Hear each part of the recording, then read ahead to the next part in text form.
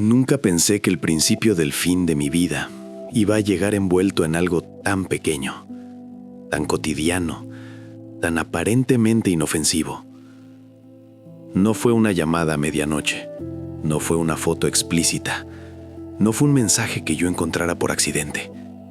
Fue una frase, susurrada, casi con cuidado, como si quien la dijo supiera que estaba encendiendo una mecha peligrosa. Oye, ¿tú sabías que tu esposo no duerme solo cuando tú no estás? No pregunté quién lo dijo. No pregunté por qué. Porque cuando una frase así cae, el cuerpo reacciona antes que la cabeza. Sentí el calor subir a la cara, un vacío seco en el estómago y algo peor que el miedo.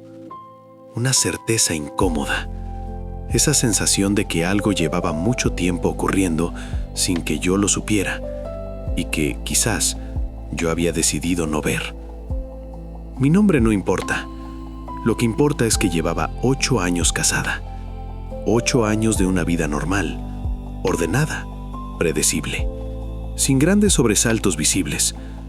Yo creía conocer a mi esposo, creía conocer a mis vecinos, creía conocer el barrio. Esa fue mi primera equivocación. Vivíamos en uno de esos lugares donde la gente se saluda todos los días, donde se presta azúcar, donde se sonríe en las reuniones, donde todo parece tranquilo y nadie aparenta ser capaz de hacer daño. Yo confiaba, demasiado, porque la confianza cuando se vuelve automática también se vuelve ciega. Al principio intenté convencerme de que era solo un rumor. Siempre hay gente que habla, siempre hay lenguas largas, siempre hay alguien que disfruta sembrar dudas. Me repetí eso una y otra vez como un mantra desesperado. Pero el problema con los rumores es que no te atacan de frente, se te meten debajo de la piel. La frase empezó a repetirse. Cambiaba la voz, cambiaba el lugar, cambiaba el momento, pero el mensaje era siempre el mismo. Ten cuidado. Yo no diría nada, pero no es la primera vez. Cada vez que la escuchaba, algo dentro de mí se tensaba. Empecé a mirar lo que antes no miraba, a notar lo que siempre estuvo ahí, pero que yo había decidido ignorar. Salidas nocturnas sin una explicación clara, mensajes borrados, excusas que se repetían palabra por palabra, silencios largos, demasiado largos, y una presencia que empezó a incomodarme más que todas las demás: la esposa del vecino. Era amable, excesivamente amable, siempre pendiente, siempre disponible, siempre sabía cuando yo no estaba. Me preguntaba por mi trabajo, por mis horarios, por mis viajes. Al principio lo tomé como cortesía, después entendí que era interés, un interés demasiado bien informado. Yo no quería pensar mal, me decía que estaba exagerando, que estaba contaminada por el chisme, porque nadie quiere aceptar que su vida se está rompiendo mientras sigue desayunando en la misma mesa de siempre. Hasta que una noche regresé antes de lo previsto. No lo planeé, no lo anuncié, no hubo una estrategia, fue algo físico, algo que me empujó a moverme, como si mi cuerpo hubiera decidido por mí. Cuando abrí la puerta, el departamento estaba en silencio, demasiado silencio, ese silencio que no es paz, es contención, y entonces escuché una risa. No era la de mi esposo. Me quedé quieta, con la mano en la manija, dudando de mí misma, porque nadie te prepara para ese momento. Nadie te dice qué hacer cuando tu intuición empieza a gritarte una verdad que no estás segura de querer confirmar. Abrí. No los encontré en la cama, no estaban desnudos, no estaban abrazados, y sin embargo, la escena fue peor de lo que imaginé. Estaban sentados, demasiado juntos, demasiado cómodos, como si yo fuera la intrusa, como si esa imagen se hubiera repetido tantas veces que ya no necesitaban esconderse. Ella se levantó primero, sonrió, dijo mi nombre, como si nada, como si fuera normal, como si yo no acabara de atravesar la puerta de mi propia humillación. Mi esposo tardó más, evitó mirarme, como si no hacerlo pudiera borrar lo que estaba pasando. No grité, no lloré, no armé escándalo. Eso vino después. En ese instante sentí algo peor, algo que todavía hoy me duele nombrar. Sentí vergüenza, porque entendí que no era la primera vez, que había sido la última en enterarse. El barrio empezó a hablar antes de que yo pudiera hacerlo, y eso fue lo más cruel de todo. Las miradas, los silencios, los comentarios disfrazados de preocupación.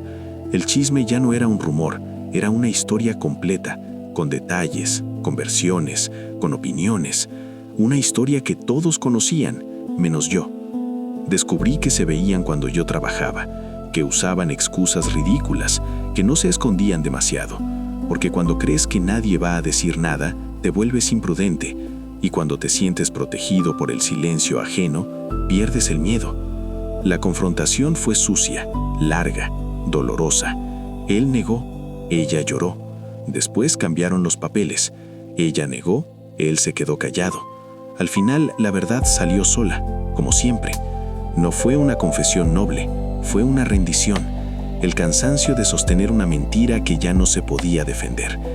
Me enteré de cosas que jamás pedí saber, de risas compartidas, de comentarios sobre mí, de planes hechos en mi ausencia, de noches repetidas, de esa intimidad que no solo me excluía, sino que se alimentaba de mi ignorancia. Y ahí entendí algo que todavía me cuesta aceptar. El engaño no fue solo físico, fue social, fue colectivo, porque muchos sabían, muchos callaron, muchos prefirieron el chisme a la verdad, prefirieron comentar en voz baja antes que mirarme a los ojos. Decidí irme, no por dignidad, por supervivencia, porque quedarme significaba seguir siendo el tema de conversación, la historia que se cuenta en la vereda, el susurro que se transmite de casa en casa. Pero el chisme no termina cuando te vas. Te persigue, se transforma, se adapta, llega a otros oídos, cambia versiones, se exagera, se distorsiona. De pronto yo era la fría, la ausente, la que no estaba nunca, la culpable. Porque siempre hay una forma de justificar al traidor cuando el entorno ya eligió a quien proteger. Ella siguió viviendo ahí, con él, por un tiempo, hasta que el mismo veneno que nos separó los alcanzó. Porque las historias que empiezan mal rara vez terminan bien. Y porque el chisme, ese que se alimenta del dolor ajeno, nunca es leal con nadie.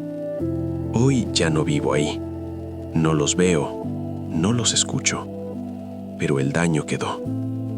Porque hay traiciones que no solo rompen parejas, rompen la forma en que miras a la gente, la forma en que confías, la forma en que habitas un lugar. Aprendí que el chisme es una forma de violencia silenciosa, que destruye sin tocar, que se mete en las casas sin pedir permiso, que se queda incluso cuando ya no hay nada que destruir. Cuento esto porque sé que no soy la única, porque hay historias que no empiezan con una cama, sino con una frase susurrada. Y porque a veces el verdadero peligro no es la infidelidad, sino todo lo que la rodea. Si alguien que escucha esta historia guarda una parecida, puede escribirla a pasionesdelacalle@gmail.com. Aquí no juzgamos, aquí escuchamos. Si esta historia te movió algo por dentro, suscríbete al canal y deja tu like. A veces, escuchar también es una forma de sanar.